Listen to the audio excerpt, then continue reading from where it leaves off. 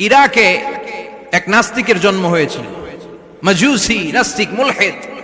সে বলে বেড়াচ্ছিল আমি স্রষ্টায় বিশ্বাস করি না, কারণ স্রষ্টা দেখা যায় না। ইরাকের লোকেরা বলল আমাদের একজন ইমাম আছে, নাম নু'মান ইবনে সাবিত। কি নাম? নু'মান ইবনে সাবিত, যাকে আমরা ইমাম আল আযম আবু হানিফা বলে চিনি। সবাই বলল তুমি যে স্রষ্টারে খুঁজে পাও না, আমাদের ইমাম তোমারে স্রষ্টা দেখায় দিবে। সুবহানাল্লাহ পড়েন। সে বলল ঠিক আছে, তাহলে তোমাদের ইমামরা আসতে বলো। কবে?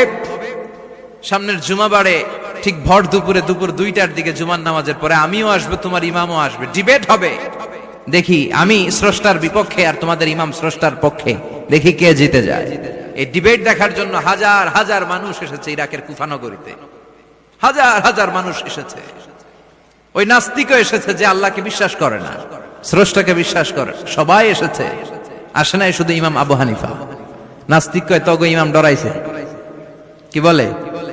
তোদের ইমাম ভয় পেয়েছে। উনি এসেছেন 1.5-2 ঘন্টা দেরি করে। 1.5 ঘন্টা দেরি করে যখন উনি আসলেন, নাস্তিক বলে আপনার সাথে কোনো কথা নাই, আপনার তো সময়ের জ্ঞানই নাই, আপনার সাথে কিসের আলাপ? ইমাম আবু হানিফা বললেন ইনদি উযর, আমার ওজর আছে। কি ওজর?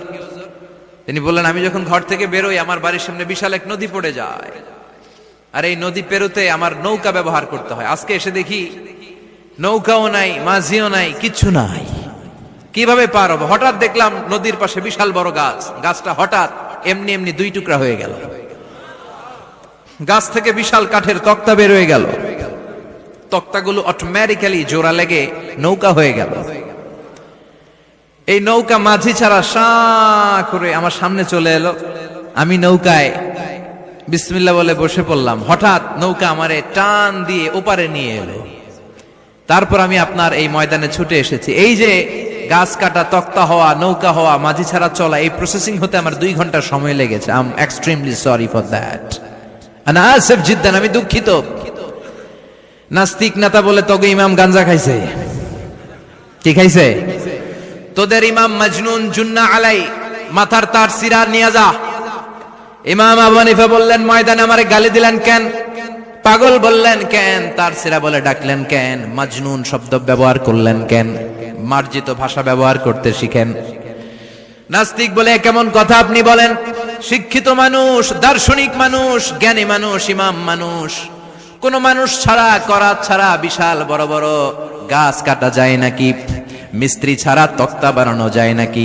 মিস্ত্রি ছাড়া তক্তা জোড়া লাগে এমনি এমনি নৌকা হয় নাকি?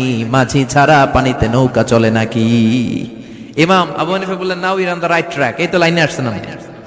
এই লাইনে আনার জন্যই তো এত গল্প, লাইনে আনার জন্যই তো এত স্টোরি আমি মেক করলাম। আপনার কথা থেকেই যদি ধরি, করাত ছাড়া গাছ কাটা যায় না, এমনি এমনি তক্তা হয় না, এমনি এমনি নৌকা হয় না, মাঝি ছাড়া নৌকা এমনি এমনি চলে না, তাহলে আকাশ কেমন করে এমনি এমনি হলো? জমিন কেমন করে এমনি এমনি হলো? দ্বীপ প্রহরের জলজলে সূর্যটা কেমন করে কিরণ দিল এমনি এমনি? আল্লাহু আকবার! কেমন করে নবমণ্ডল ভূমণ্ডল সৃষ্টি হলো? কেমন করে দিন শেষে রাত্রি আসে, রাত্রি শেষে দিন আসে? ওইটা যদি এমনি এমনি না হয়, মহাবিশ্বের এই সুন্দর বসুন্ধরার সবকিছু কেমন করে এমনি এমনি হয়? নাস্তিক কয় হায় হায়, আসলেই তো আমি একটা উল্লুক্কা পাঠা, আসলেই তো আমি হাদারাম, এইভাবে তো ভেবে দেখি নাই। আসলে তো এগুলো এমনি এমনি হয় না। Someone is controlling everything in the world. একজন মহা শক্তিধর মহা এমডি আছে, এমডি ম্যানেজিং ডাইরেক্টর, মহা ব্যবস্থাপক, সব ব্যবস্থাপকদের বড় ব্যবস্থাপক। চিৎকার করে বলেন তিনি কে? বিশাল এক ব্যবস্থাপক আছে, তিনি সব কন্ট্রোল করছেন। এতদিন পর্যন্ত আমি বুঝতে পারি নাই, আমারে মাফ করিয়ে দেন আর পড়িয়ে দেন লা ইলাহা ইল্লাল্লাহু মুহাম্মাদুর রাসূলুল্লাহ সাল্লাল্লাহু। সাইয়েদনা ইমাম আবু হানিফার হাতে হাত রেখে শাহাদা বাক্য পাঠ করেছে। সুবহানাল্লাহ পড়েন। ঝিনুকের ভেতর লুকিয়ে থাকে যেমন মতি, ঝিনুকের ভেতর লুকিয়ে থাকে যেমন মতি, কালমা শাহাদাতে আছে আল্লাহর জ্যোতি, কালমা শাহাদাতে আছে আল্লাহর জ্যোতি। সুবহানাল্লাহ পড়েন। এই জ্যোতি যার হৃদয়ে একবার টাচ করে তার জন্য জান্নাতকে খুলে দেয় কে? এজন্য এই সূরা পড়লে নাস্তিকরা নাস্তিক থাকবে না। নাস্তিকদের জন্য এখানে আল্লাহ মেডিসিন দিয়েছেন, কিছু ডোজ দিয়েছেন। আলহামদুলিল্লাহ পড়েন। এই সূরা থেকে আমরা কিছু সময় কথা শুনবো। শুনতে রাজি আছেন তো? সূরার নাম চিল্লায় বলেন কি নাম? মুলক। মুলক মানে কি?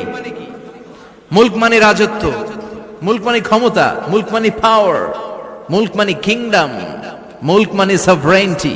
সুবহানাল্লাহ পড়েন।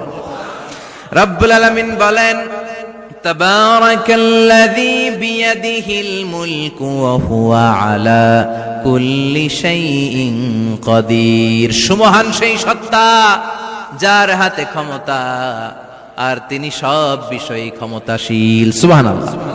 তাবারাকাল্লাযী বিয়াদিহিল মুলক, মহামহিম সে সত্তা, সুমহান সে সত্তা, বিয়াদিহিল মুলকু যার হাতে ক্ষমতা। ক্ষমতা কার হাতে? চিৎকার করে বলতে হবে কার হাতে? নাকি আমাদের হাতে, না সরকারের হাতে, পুলিশের হাতে, র্যাবের হাতে, মাশরাফির হাতে, হিরো আলমের হাতে? ক্ষমতা কার হাতে? ক্ষমতা শুধুমাত্র একজনের হাতে। চিল্লায় বলেন তিনি কে? আল্লাহর হাতে ক্ষমতা, আর তিনি হচ্ছেন সকল ক্ষমতার উৎস, centre of the all powers. সব ক্ষমতার উৎস কে? নাকি জনগণ? আমরা কিন্তু এটাই শিখি, এদেশে আমাদেরকে রাষ্ট্রীয় ভাবে শিখানো হয়, এটা রাষ্ট্রীয় কুফরি। সকল ক্ষমতার উৎস জনগণ নয়, সকল ক্ষমতার উৎস কে? উনি ক্ষমতার উৎস, তিনি ক্ষমতাশীল, মহা ক্ষমতাধর। তার ক্ষমতার সাথে কারো তুলনা হয় না। আমাদের কি ক্ষমতা আছে? কথা বলেন। বল্লা পোকার কামড় খাইছেন? হ্যাঁ, মৌমাছি কামড়াইছে? মৌমাছি কামড়াইলে চিল্লাচিল্লি শুরু করে। তো কি ক্ষমতা আছে আপনার? বল্লা কামড় মাইরা দেয় দৌড়, ওটা ধরে যে মার মইটাও পারি না। কুত্তায় কামড়াইলে আমরা কুত্তারে কামড়াইতেও পারি না। কথা বলেন।